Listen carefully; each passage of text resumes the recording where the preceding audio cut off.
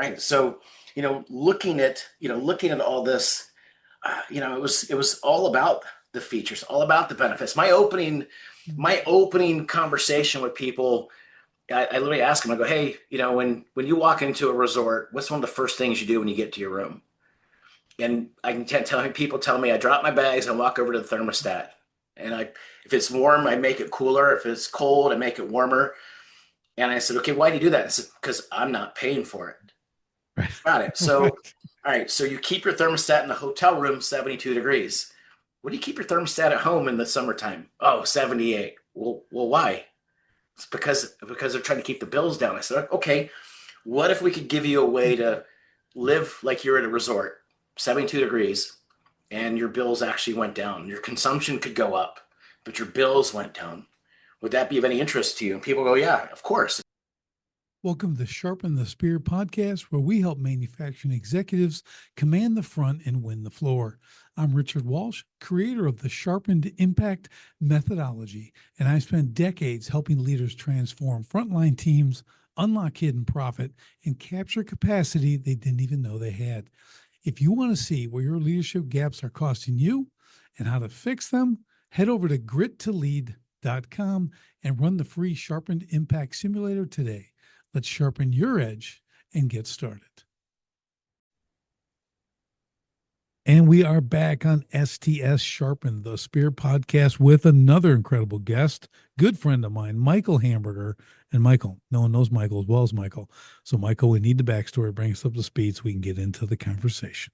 Right on, Richard. Well, great to be here. Michael Hamburger, here in the Space Coast of Florida. My background, I'm born and raised in Atlanta, Georgia. After high school, 7 days, 11 days after high school, I went and enlisted in United States Marine Corps, served 6 years in the Marine Corps, went to college, all this good stuff, and then became a business owner back in, 2002, I think, is when I left corporate America. Um, Working for a little company who's now known as Verizon. Back then, they were known as MCI. And yeah, it kind of leads me up to this point here today. Yeah, there it is. That's it. I That's mean, that's easy, just it easy. did I nothing in go between there. deeper. Nothing in between there. He's done nothing. No, but well, let's do this. We will fast forward to today because you're working on some new stuff today. You're into some new things that I love. And let's break it. Let's break it open.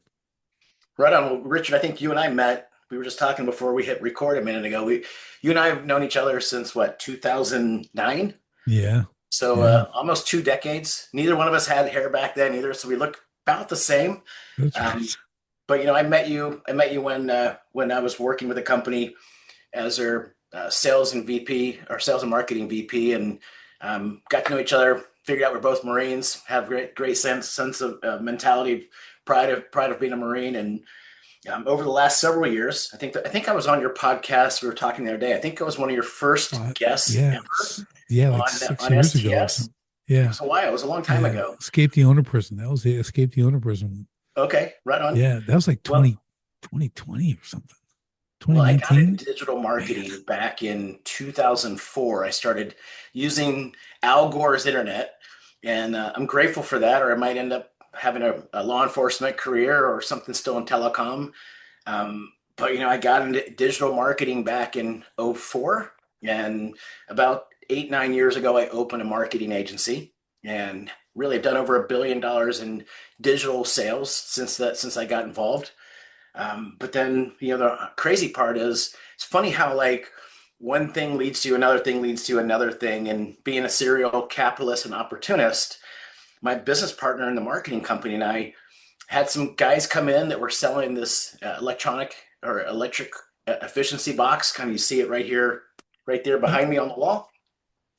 And they were telling us all about it. They wanted to hire our marketing agency to do digital for them and do some lead gen, so they weren't doing door to door sales. And so these guys sit down with us and they start telling us about what they called the magic box. And it lowered people's electricity bills by 30 to 60%. All these crazy stats these guys are throwing at us. And I just said to them, this sounds way too good to be true. And let them know that our philosophy, our policy was we never would work with anybody who was hurting people. So if we wouldn't empower people to go rip other people off or hurt people, And so I told the guys, you've got 90 days to prove that this is legit. And they write us a check. They walk out of the office, and being the redneck that I am, I looked at my business partner, Ross Denny, and I said, smells like BS to me. And I'm happy to say 75 days later, I had a big bowl of crow to eat. As I told the guys, not only does your box work as you described, actually you undersold it and you undervalued what the actual benefits are to the customer. And that journey led us to acquiring the company actually from the owner a year ago. So just a little while ago, we acquired the company. It's called Interactive Energy Systems. And we've got a very unique product that's out in the marketplace that is a demand automation controller, demand automation computer. And it literally does what those guys claimed it does. It saves people 30 to 60% on their most expensive months of their electric bills and about 10 to 30% on the regular non-expensive months. There's 35,000 of these deployed, and bottom line is we've just been building one heck of a business and a dealer network and sales channels and collateral because, as you probably know, as good if not better than anybody, Richard, you've got to have a front end and a back end. And the guy that we bought the company from is a brilliant electrical engineer. I didn't know there was an electrical engineering hall of fame. He's in it. Found that out about this time Wow. last year. And he sales and marketing were never his strong suit. I think his exact words to me were, Michael, I couldn't sell a $10 bill for a dollar. But as a product developer, as an inventor, as a guy who's obsessive about a product, that's the guy you want building. So That's it. one reason why we have a product that I believe is second to none. And we've been in the process of building the front end, the back end, and all the stuff that goes along with it since you and I last spoke. Yeah, it's so cool because now here's the reality. I mean, you already said it, but I haven't met a lot of high quality engineers who are great at marketing. Okay, the two just there's no marriage ever happening there, right? They're lab guys, they're builders, they're innovators, they're doing that kind of stuff, and they don't know how to sell. A lot of me was on that side. I'm an innovator. I can build a business, but like my marketing, everything else was brutal, and even pre-internet, it was even worse. Okay, Right, like I can make more mistakes cheaper now. Okay, back then they were expensive mistakes. Nothing right. was inexpensive. So it was, flyers cost $3,000. You know what I mean? It was insane. So I, I, I love the whole evolution. And again, having known you so long, seen you go through all these stages. But even with this, like you validate the product, you understand who built it, you know who's on the team, then you're able to marry that with your marketing skills. Like you said, over $1 billion in sales on marketing, like you've got that part. So bringing those two together. So this is what's really unique. And why I really want you on the podcast here is it's a business podcast, right? We're not here to sell things, but we're here to say, like, how do you bring those two together? Because this is where businesses fail. They've got the great product, they got a great service, but they can't get it to people, right? They can't. How do you? That's the whole thing, right? That's the game. Lead gen, closing it, that whole process. So it's just I just find it really unique from where you were. I've seen the whole thing. You and I we've traveled the journeys, right? Yeah, And now we're here, but you brought these two things together, and you told me about this about a year ago. I think the first time you told me was when you yeah, first were yeah. getting into it, and I was like, oh, that's really fascinating. Like, well, who are you going to sell it to? So it's like we went through that whole thing, and now where it is today is really awesome. So let's kind of walk through that. When you and your partner make this, you met them, you do. I know you did kind of high level, but let's go a little bit in the weeds, just a little bit on like Absolutely. what's the there's going to be stages and steps you're going to take till it's finally like this is a go, and now we're going to push this out there. What was that kind of interim between love it, okay, great guy, Hall of Famer, great tool, really works, and now we actually have to get it in people's hands. That's a great question. Well, luckily for us, we've got some legacy dealers that have stuck around. I've got a father son in Virginia. The father's a Naval Academy grad. They've each sold 5,000 individually of our Wow. units. We've got a couple in Arizona that have sold 25,000. So the proof was there on it. Being able to see this in the marketplace was there. One of the first things we did is we brought on a third partner. You mentioned the engineers can't market, can't sell. My business Right. partner in the agency is that unicorn who can. He's a mechanical engineer, graduated, worked for Jack Walsh over at GE for years. But he's one of those brilliant kind of savant kind of guys where he can access left and right brain, Right. left side and right side of the brain, and just like pure brilliance. But he's not an operator, and he can do it, but that's not his passion. You've seen it. I can do it. It's not my passion. I could grind if I had to. So one of the first things we did is we looked at areas that we were the weakest in, and we had a third partner that saw the vision, let us know how undervalued he felt we were undervaluing the company, the product offers, etc. Younger guy, Richard, he's in his late 30s, sold a company for type of money that he would never have to work again, and he doesn't have to. And him and his business partner literally could ride off, his former business partner, they could ride off in the sunset, never work another day in their life, and live like kings and queens. But when he saw what we had here, he said, not only do I want to be an investor, but I'd be interested in coming aboard and helping you guys build, grow, and scale this. And so as we got to know him a little bit, what I realized is he's passionate about being an operator. He's those are the type of areas where his lights all turn on, or me, it's Right. like, I'm on 1 out of 10 lights if you got me, and that Right. seems so boring to me to be an operator. As from an operational standpoint, I don't need to work on the manufacturing side because we own the manufacturing plant, all the good stuff. Like my role, I'm like, look, let's put us each in our lanes of genius where we get excited, we're passionate about, and start going. So, my role here was to start working with our legacy dealers as well as to building out the sales tools and systems and all the types of stuff that would make the sales guys in the field so much better. So we tried using off-the-shelf software. Finally, we started building our own software last October. Nothing we found was actually working.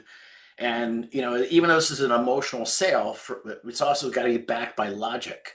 And so one of the first things that we did is we started building a calculator so that we could literally grab anybody's electric bill, figure out who their provider is, what their current rate plan is, put in their data, and then the system will spit out and let you know what your anticipated results would look like with our system. And so it's been a journey, dude. I'll just tell you, you know, Yeah.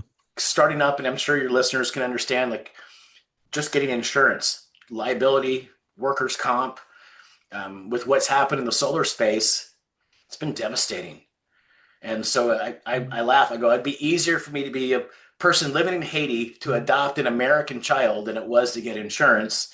And if you Yeah. think that was tough, you've seen how hard it was for us to get banks to say, yeah, we want to underwrite and be your third party customer finance partners. Luckily, we have those today, but it was like getting that last pull up in boot camp. It wasn't easy, but it was definitely worth it.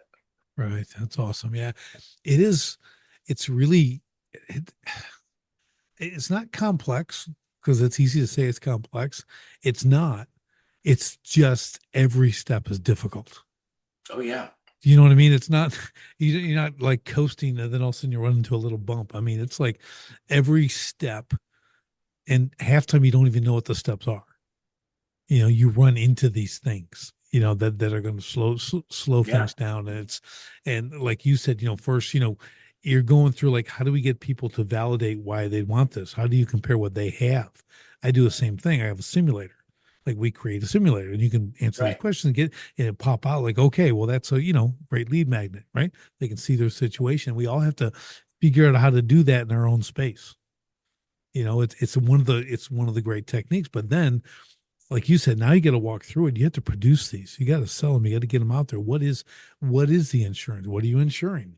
The whole thing. right. So every one of them's unique. And it's getting over these hurdles. This is why whatever it is, 97% of all new businesses fail in the first 5 years because they keep hitting these. I'll air quote new hurdles. I call them That are dragons. I yeah, call them and dragons. yeah, they come out and breathe a little fire on your toast. Okay, but this happens continuously, and this is where it takes absolute resilience. You got to have grit. You got to push through this stuff, and you're coming in as a weathered, experienced entrepreneur. Okay. And you still, and it just doesn't get like, it gets better, but it doesn't really get easier. Do you know what I mean? I don't even know if it gets better. I would just say it's being more comfortable and understanding. Because the way I look at it, every day when I wake up as a business owner, there's a new dragon egg that's been hatched, and I've got to slay that dragon before I can get on with the rest of my day. And it could be little things like you know, shipping got messed up, or something happened on the quality side. I had someone this morning say, "I can't get to your website." So, well, let me find out. So, this is one of my dealers down in Tucson, Arizona. Well, you're just missing this one little part on this small detail. The website can't guess if there's a typo there, right? But there's Right. always, that may not be the best analogy, but there's always something every single day. And it's just like you said, it's having that grit and being like, okay, Yeah. it's just part of the process. It's like getting a flat tire on a road trip. You're going to have to pull over and change the tire. Either you're going to do it or someone else is going to do it. So, so if you don't have the skills, you got to have someone else come do it. And if you do have the skills, bang your knuckles a little bit and get that tire changed and get it back on the highway. Yeah. It's what I mean, there isn't a day that really goes by as I've built the last couple of years, what I'm doing, same every day, as I'm building it, it's broken. 50 hours to fix it. Okay. It's okay. I'm going, everything's good. Boom. And now I'm talking about just doing code work. I'm not a coder. So Me that's why neither. that's why it's 50 hours to fix it. So it's, someone knows what they're doing. It's probably like 25 minutes. I don't know what it took me 50 hours, but it kept happening, but no one would have done what I did. They would have just said, I'm done. Right. I'm just, this is the advantage of being a thick Marine. You're too dumb to quit. So you just keep going and eventually it all works out. So and it has, but the amount of hurdles that I've run into as well is it was daily. Every single day there's another issue, because here's the other thing with a lot of us, not every entrepreneur, but like guys like you and I, we really like to do big things. Hmm. We're not interested in doing little things. Little things don't get the lights lit, as you said, right? So big things are, you're going to have bigger problems, bigger issues, bigger hurdles, right?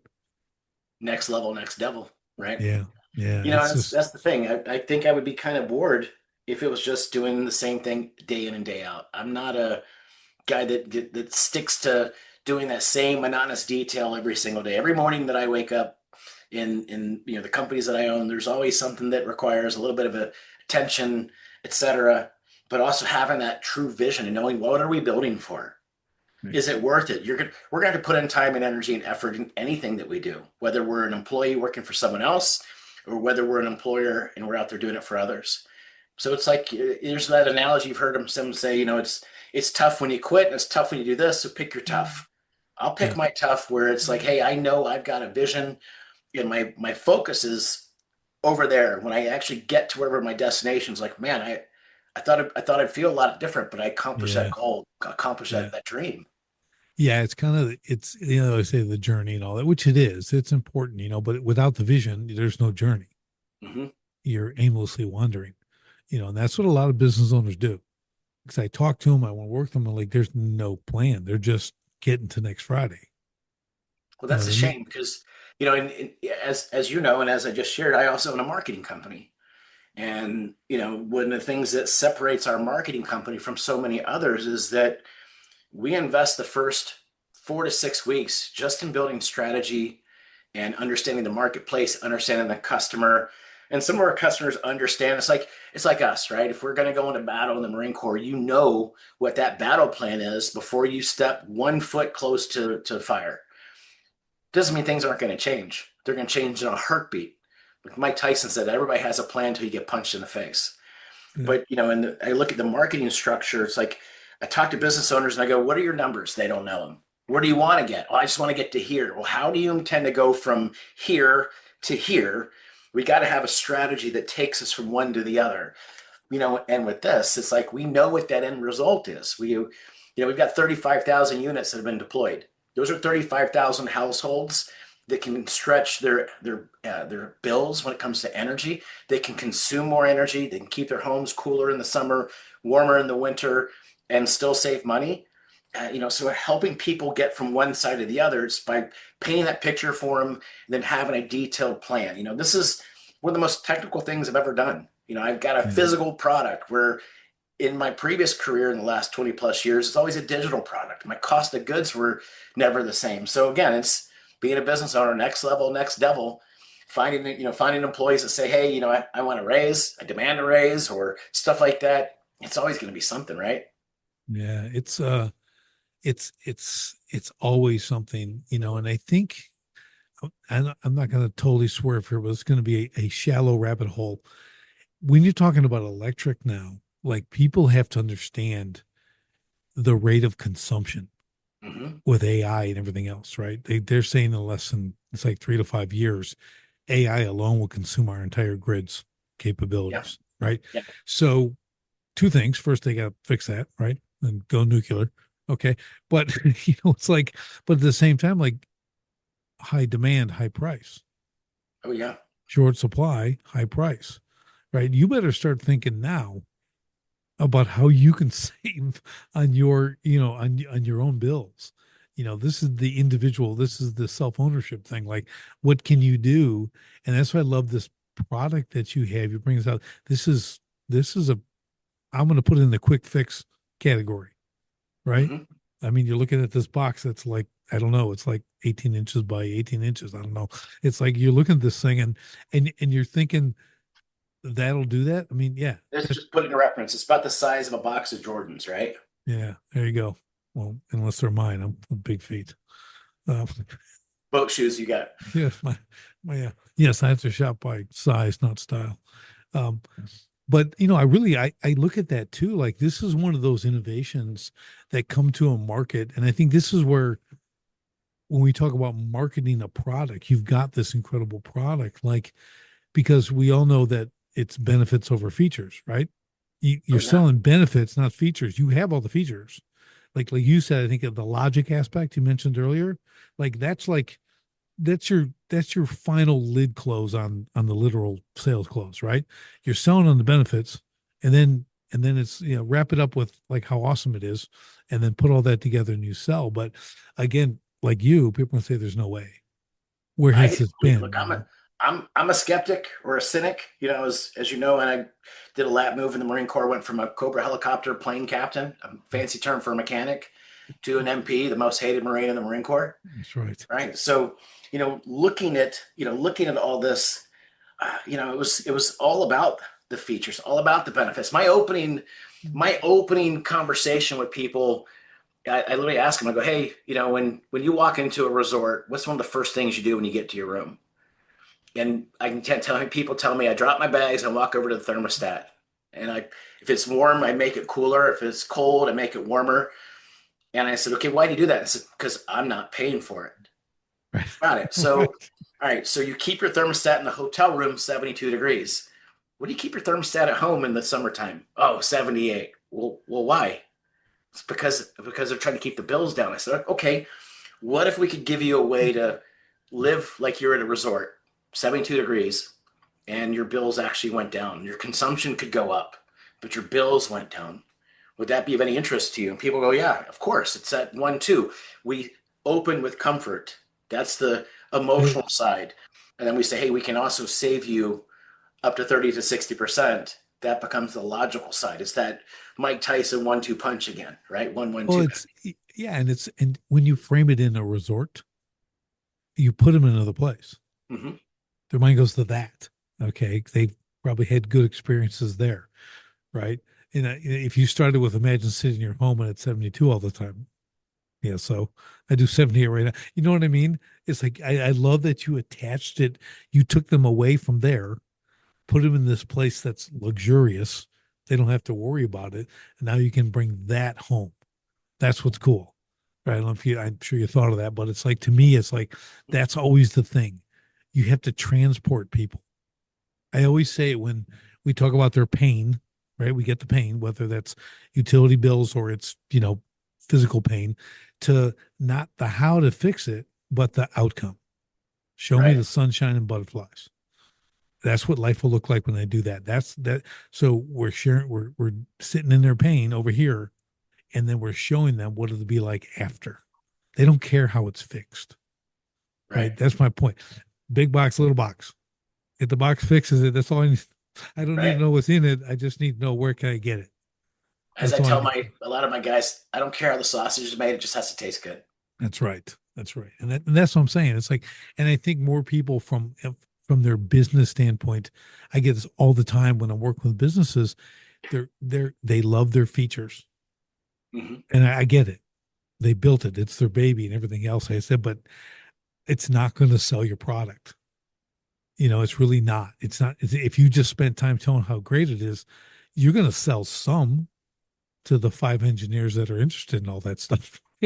But if you want to sell it to every housewife, so that she's at home or whatever, like, and the family they live in 72 year round. Okay, that's sweet, right? What does that life look like? Show me what that life looks like. You don't have to talk about the benefits. So I think You it's just just one of painted a those. picture in my mind as you were saying that. I could see me creating an entire marketing campaign just for women going through the change.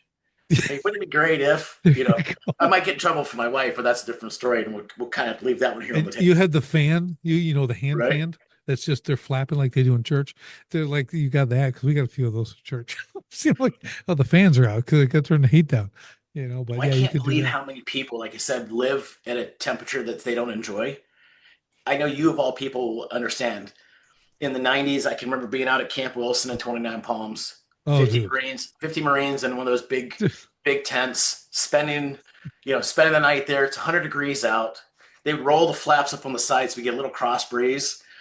And I can remember laying in there thinking, this stuff sucks. Not being in the Yeah. Marine Corps, but just sleeping in 100 plus degrees at night on a Hey, we had a cot, cot. We had a on a cot. What are cot, you talking about? right? And I remember saying to myself, I'm never going to be uncomfortable. Oh, And that's so oh, this is like brings it full circle. I did a training yesterday for our internal dealers, and I shared that story. I'm like, I was the opposite. I said, I don't care what it's going to cost. I'm going to live so I don't have to feel like I'm back in Camp Wilson with sweat rolling down the middle of my back, and I can hear it dripping onto my cot right there. Like, I'm not going to do that. But I've also paid a fortune, I'm sure, over the years. Bills in Arizona getting over $1,000 a month in the summer yeah. was normal. Right. Yeah. I don't think about Camp Wilson. We got kicked out of Camp Wilson. Had to go live in the desert for the operation. So bad. So we didn't even have cots. We had to leave all those. We had to roll the jeeps up through everything and we get out of there in the middle of the night because they were coming and we weren't allowed back. Had See, to be it's, out. we- So good we're from two times. different Marine Corps. I was when we had Humvees. You're saying Jeeps, so Yeah, we had I the pictured M151 Bash all of baby. a sudden, Yeah, right? exactly. These are M151s, man. You're talking, yeah, Korea, Vietnam, whatever. But yeah, it's wild. Yeah, showing my age, but no, you're exactly right. This is the thing. And we both have lived in Arizona, right? My family's out there living here. We all lived in the desert. I'm like, this is air conditioning built the valley, Oh yeah. right? Like without that, but now you're that's getting cost prohibitive. You're dropping a What's grand, look? like The first time I got a bill for 1,000, my 19-year-old was 3 months old, and wow. we talk about PTSD. I think my wife had to peel me off the ceiling, and so since then, Mhm. since that was summer of '08, I think. Yeah.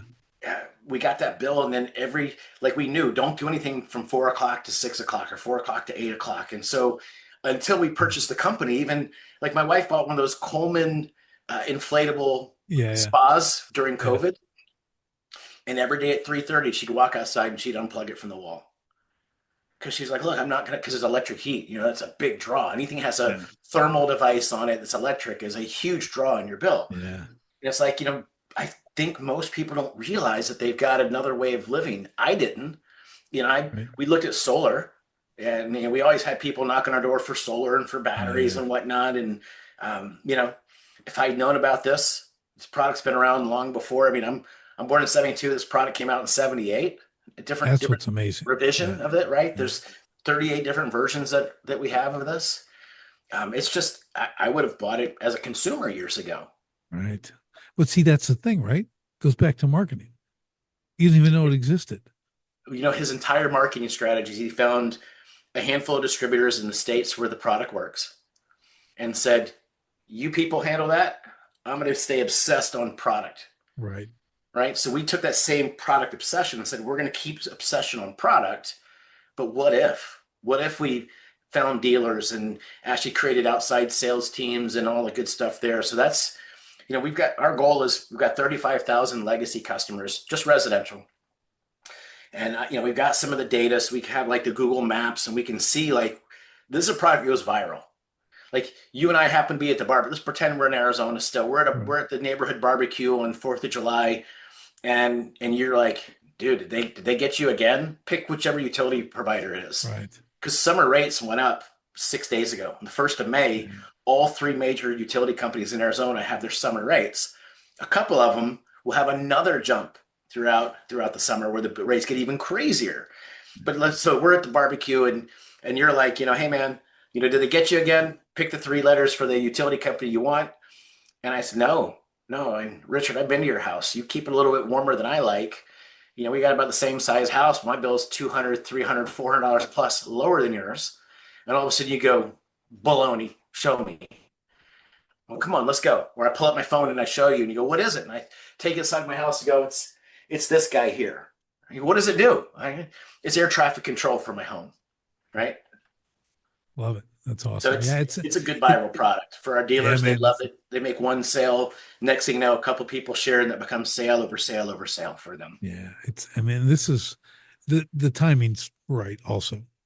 Do you Oh know what I yeah, mean? It's like yeah, the bills have been up for 20 years, whatever. But I mean, really now people are to see it. It's converging, oh yeah. and they've seen all this stuff, and I saw a cool stat the other day, like wind and solar, they've spent $10 trillion on it so far, 10 trillion. And it's not even equaling 3% of, Isn't that crazy? consumption, right? 3, Isn't that $10 crazy? trillion dollars. You Okay. said it. You said the solution already. If people are listening, the solution is build more nuclear Yeah, plants, and it it's is. not Chernobyl. It's not No, dropping a bomb somewhere different kind of nuclear. nope. If you look at Georgia Power, the largest energy provider in the state of Georgia, they've had a 31% rate increase over the last 5 years, cumulative. Reason why? They got the newest nuclear plant in the nation that they've just built. Why are not all these companies doing it? Utility Right. companies. And you look at Google just said they're going to spend $1 billion with Yep. with a B to build their own energy facility. Why? For this thing called AI. I Yeah. was They're playing going on to do AI with two my nuke wife. plants. They're going to do two nuke plants. Yeah, I was playing on AI last night with my wife, showing her a couple things. I turned our dog into a general and into a fighter pilot. Just different things, just kind of goofing off. Like, look at what it actually does.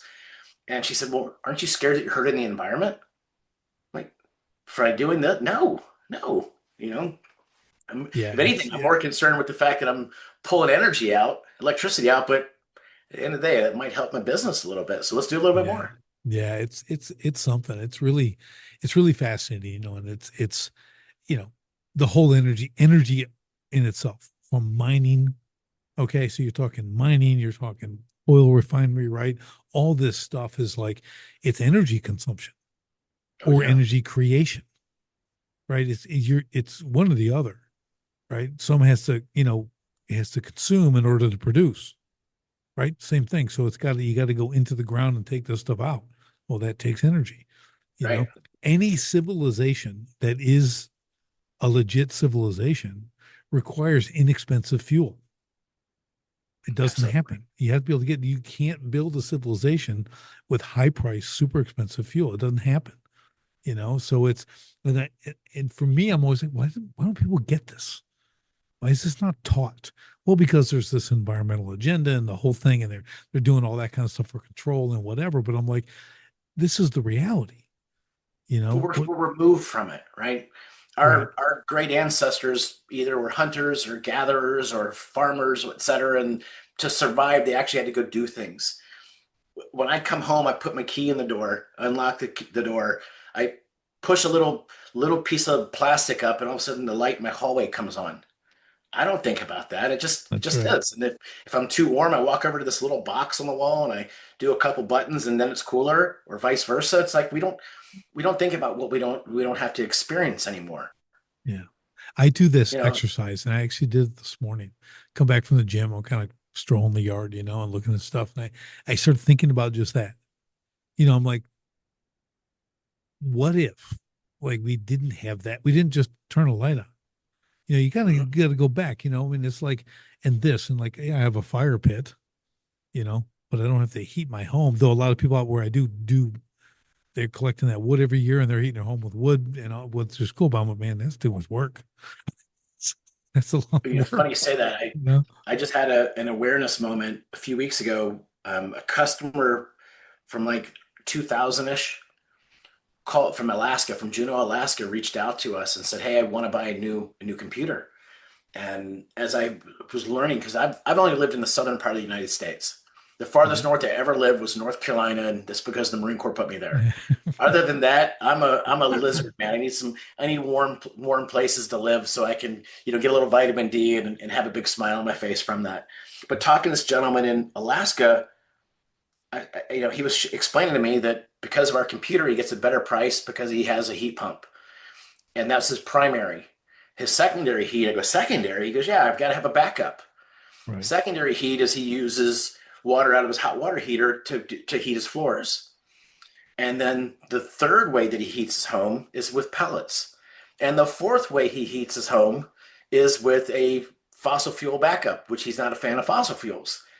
And it got me thinking, I'm like, wait a second, if he didn't have a secondary and if his power went out, he would die. There's a good chance because of that climate, Right. they could Right. die. I haven't died of heat yet, but I can't imagine if I got 100 degrees in my home, I don't think I would die. But the same token, like seeing how different it is, and then understanding how each utility company looks at things, because with AI, as you already said, there's not enough energy in the grid right now or the ability to do that. I live literally on the Atlantic Ocean. I look out at the ocean, and I always think to myself, why is there not like as the waves go and the tide goes, why are there not like bobbers out there that are doing their thing, that are basically pumps? You could have them outside of Israel people's created those. views. Israel created those. They're using the exact technology. Right, They're utilizing. I mean, it's there. It just hasn't been marketed. It's like your box. right. It's been around, but no one's getting out there and applying this stuff. I love it though, and you have to think about that. And I think you're right. I mean, again, hot is really hot. I mean, you don't want to be in the steel box when it's 120 out. You're probably going to die, but No, for sure. you'll definitely freeze to death. Okay, I mean, there's a time when like here in Wisconsin, man, we'll get 40 below.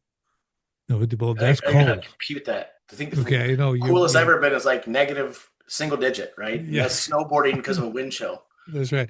But that's cold. Okay, I mean Yeah, it it's sounds cold. cold. So it's like, and you're sitting there in your heated home and everything else. You're like, boy, it sure is nice to be in here. Like I said, I'm not putting wood on the fire or run out of wood. Because you don't have enough supply, and then you die.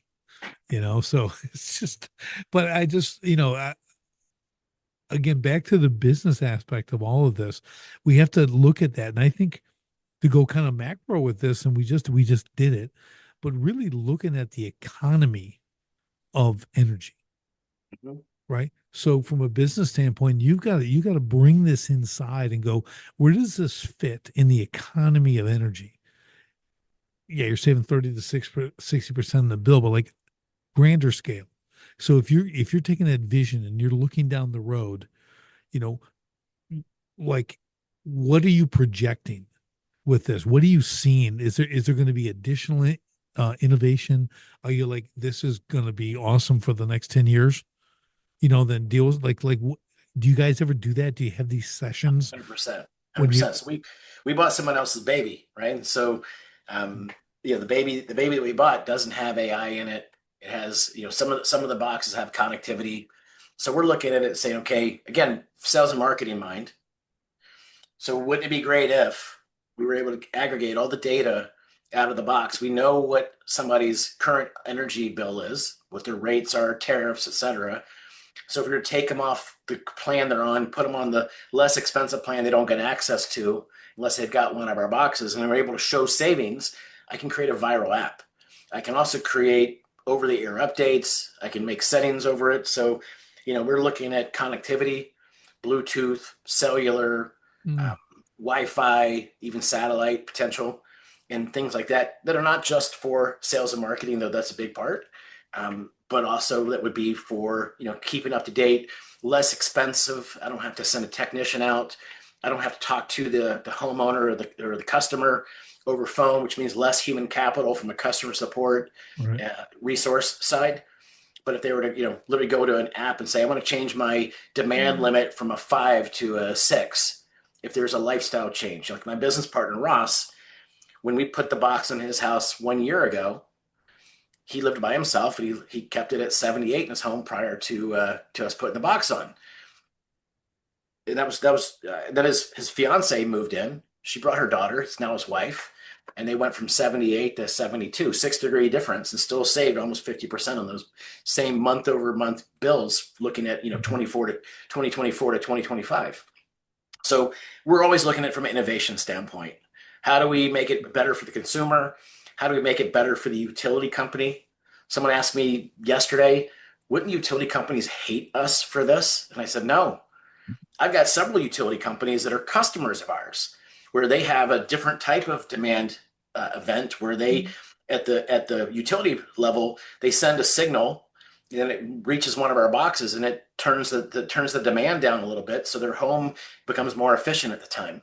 I've got other utility companies like SRP in Arizona that we're on their website. If you buy a solar system and put one of our boxes on with the solar system, SRP, the actual second largest utility company in Arizona, will give you a rebate themselves.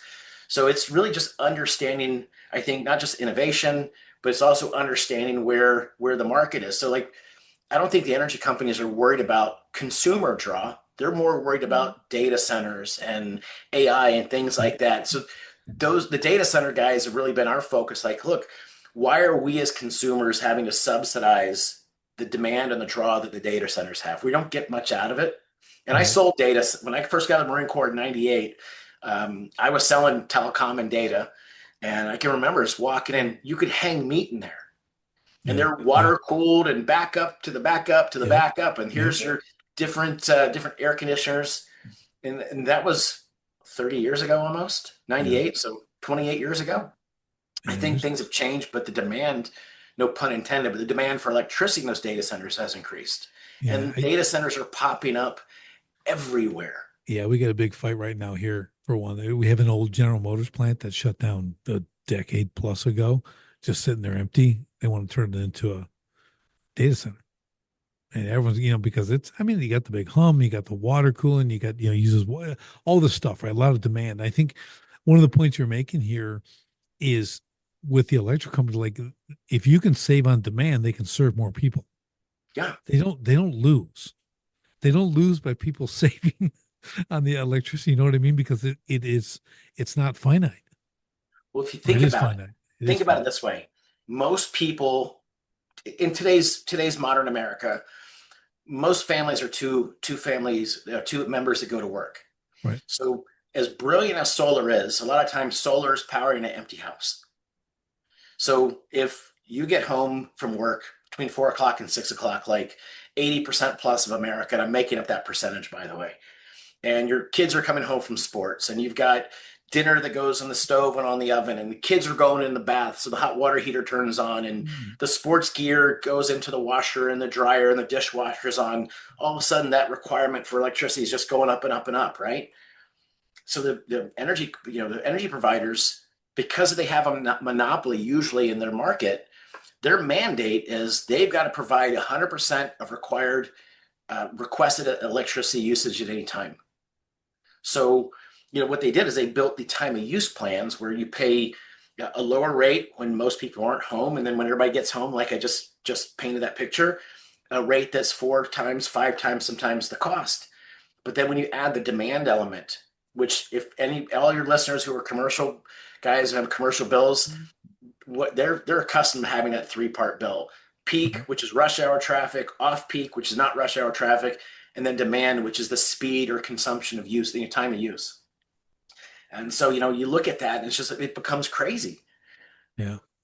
Yeah. It's wild. It's again, your average consumer, all they care about is the temperature Mhm. and the bill, right? So they don't kind of get the complexity of it, or even how the business of energy works.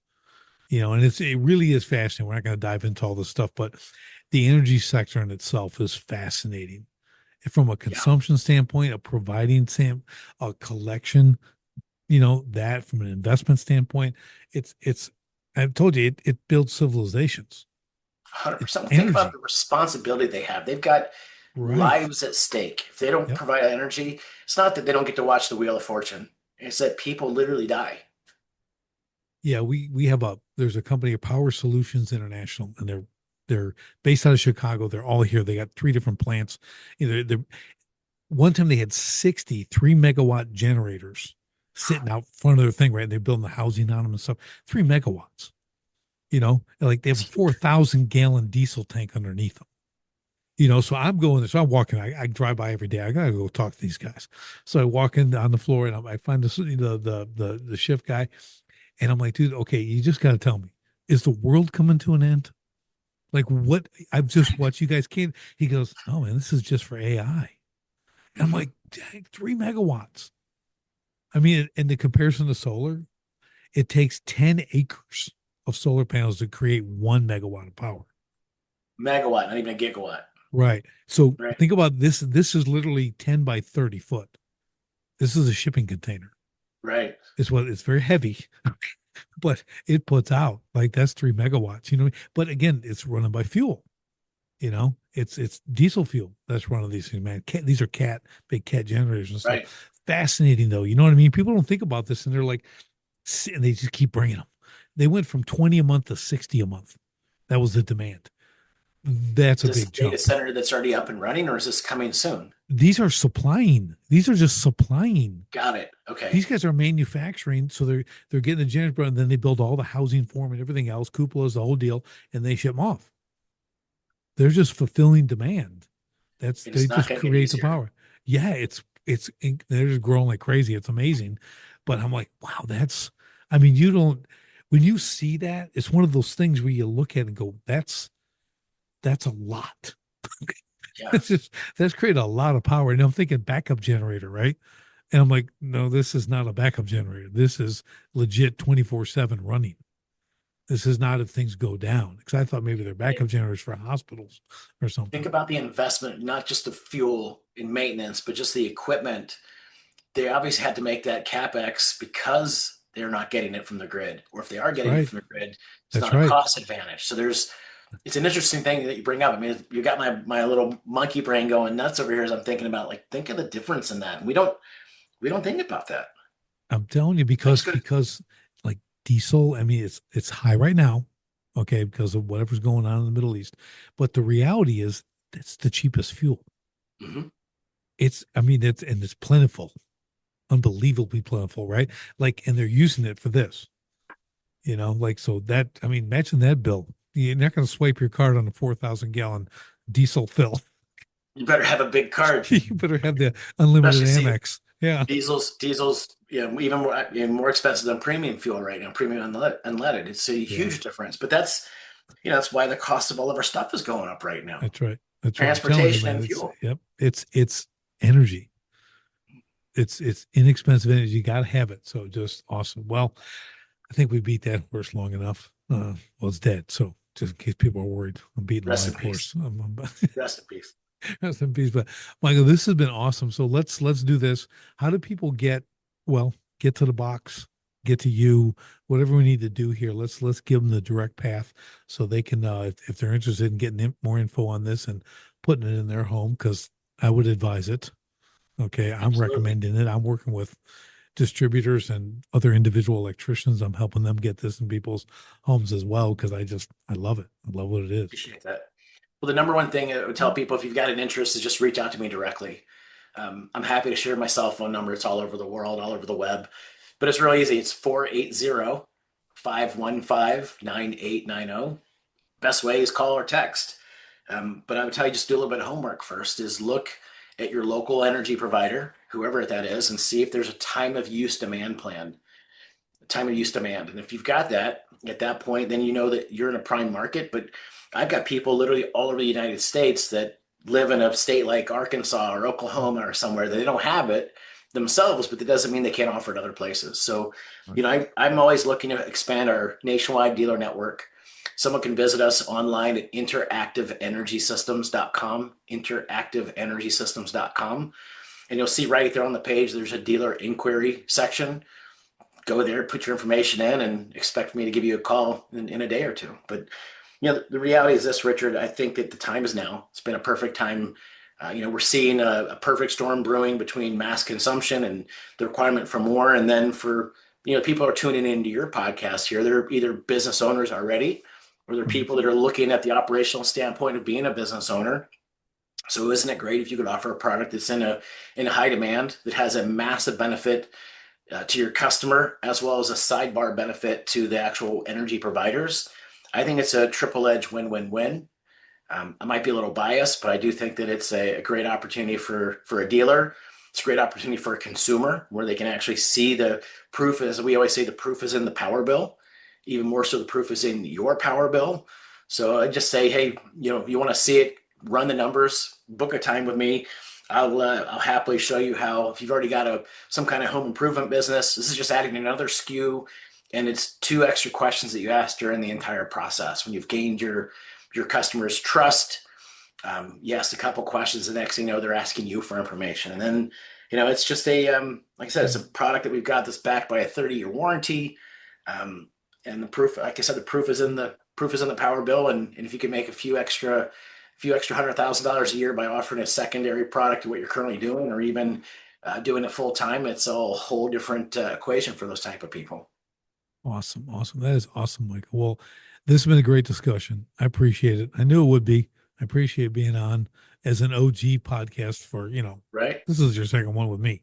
So what's bigger than that? Nothing. Hey, Okay. let's Just let's let's not so wait so long. Do it again sometime. yeah, that's right. That's right. No, we'll be back for sure. But again, thank you for your time today. And for everybody else, we'll see you on the next STS podcast.